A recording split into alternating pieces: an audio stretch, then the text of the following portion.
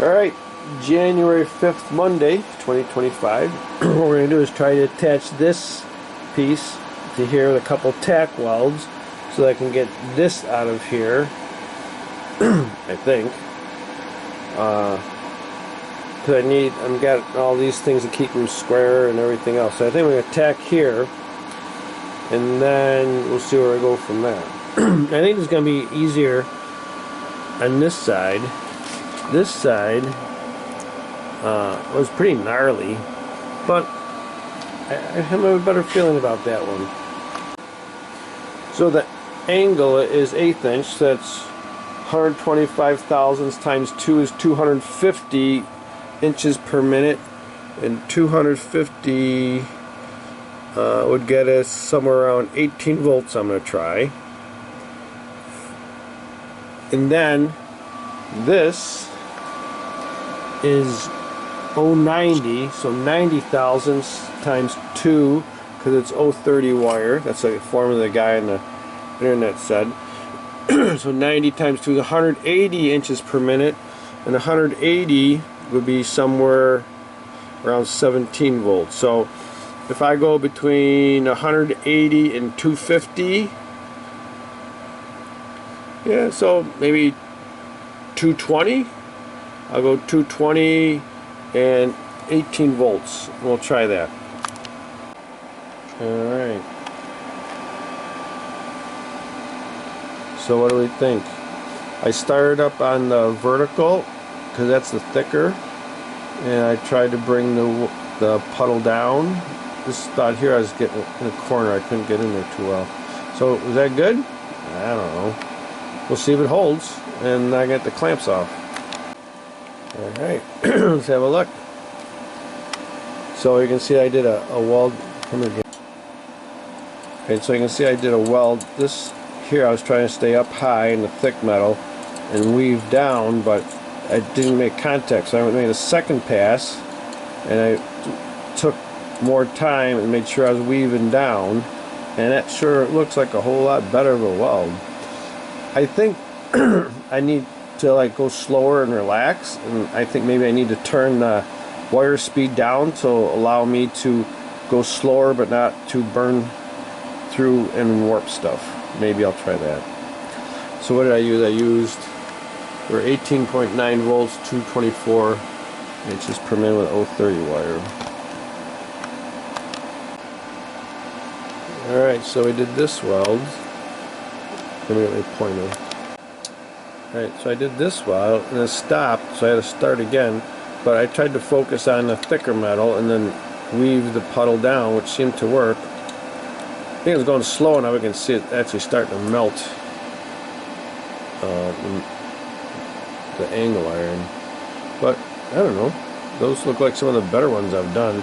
I don't know if this one actually looks like it has issues here. This looks alright. I think instead of 220, I'm going to try 200. Just because I'm going slower, it's easier for me to see the puddle, but then I think it's burning too much heat. Alright, so I did this one. So I did a pass here. I stayed up on top and tried to weave it down. It looked pretty good, but I didn't think it was didn't weave far enough down. So then I did a second pass trying to stay up high and weaving it down. I noticed my my arc length was getting really far at the end because I was actually doing it from this direction here, and then because of the clamps and everything, I wasn't staying quite in there. Alright, this section is welded and cooled, so let's have a quick look at it before we clean it up. So kind of see that I wanted to reuse this here is from a old wheelbarrow, and I wanted to add some angle iron. So those are my welds. Those don't look so bad. They may not be good, but they look better than the other crap I did. And let's look on this side.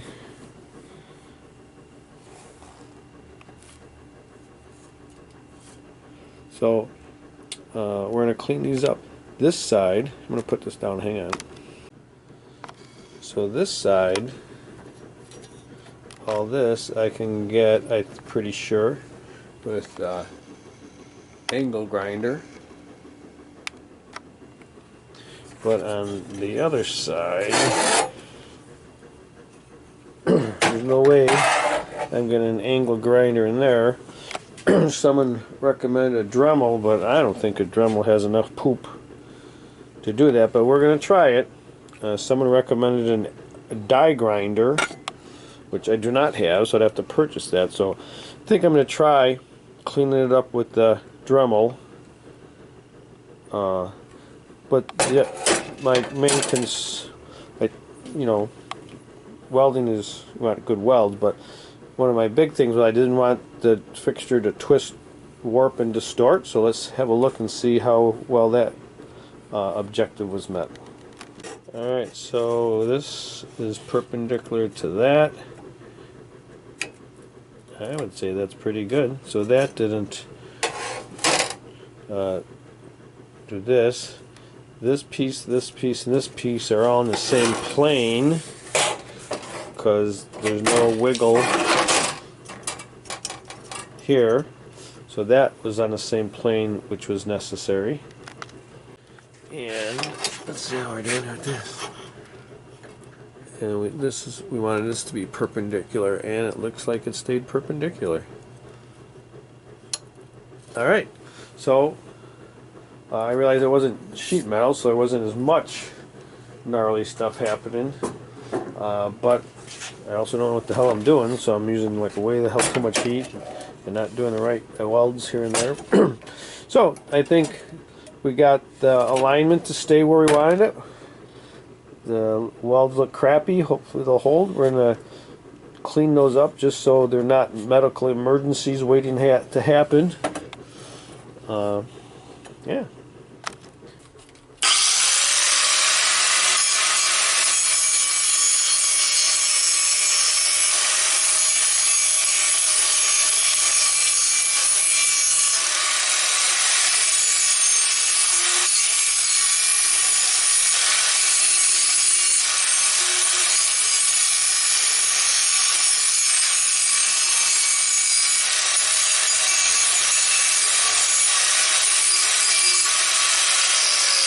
Alright, so I recommended a Dremel. We got a little, I guess it's a 1/4 inch grinding wheel.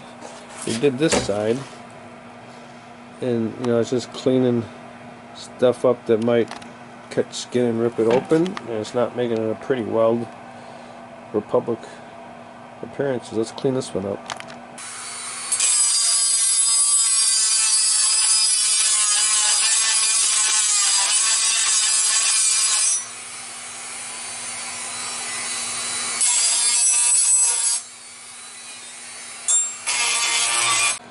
Alright, so my intent was just to remove any possible medical emergencies, so all the really sharp edges are down. I'm just going to use the flapper wheel for when I can reach it to shine it all up, and then I think we're going to be in good shape for this bracket. Okay, I used a flapper disc and a file for the space I couldn't get to. So my intent is just to make sure that I'm not going to rip my skin open at some point in the future if I reach my hand in somewhere and grab something. No medical emergencies. Right. Not pretty, but hopefully structural. That was a shitload of fun. So this fixture is this piece of wood here. These pieces, this is where this is going to go, right here. So I wanted to practice with this kind of little channel type stuff and to see how that would all work. So I have this piece made. Instead of stick building it, I wanted to see if I can make this. Alright, and there'll be one in the back that goes over here. Same thing, so I'll have to make another one of these. I think the next thing to work on is probably how to get attached to the axle square tube. That's probably the next challenge.